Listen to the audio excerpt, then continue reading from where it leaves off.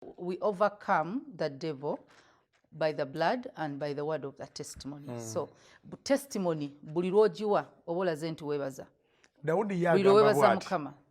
Zabuli ya Dawudi ey'13 agamba nti weebaze Mukama gwe emmeeme yange.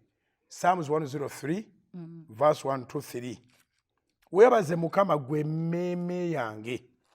Ne byonna ebiri mu nda yange.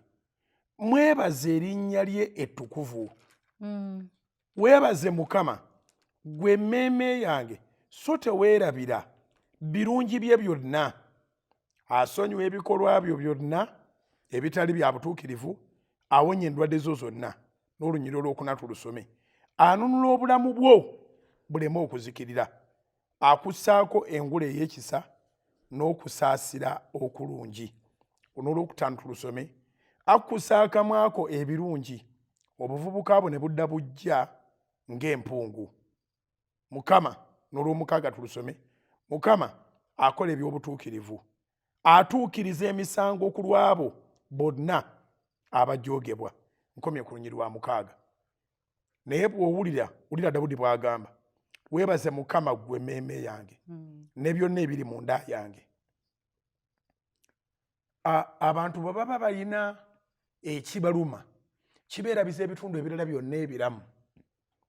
Obulwadde buli obuli mu kifo kiri ne busaasaanira omubiri gwonna, kubanga olubuto olukuluma naye tosobola kwebaza nti ekifuba kiramu, omutwe mulamu, ebigere biramu, amaaso galaba, kugamba ebitundu by'omubiri 99 biramu.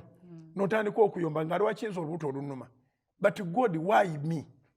Kati Dawudi yaga nti singa weebaza ebitundu bye by'omunda byonna ne byebaza, n'oteerabira birungi bye, nduleese lwakiri kyogamba nti abantu beerabira Katonda by'abakoledde ne batasiima akatono ke balina ke baindiise nti Katonda nga bayingidde mu mbeera, ne batunulira kiri n'agamba kati alina obulamu, alina waasula, ne n'agamba Mukama aluddewo muwe emmotoka.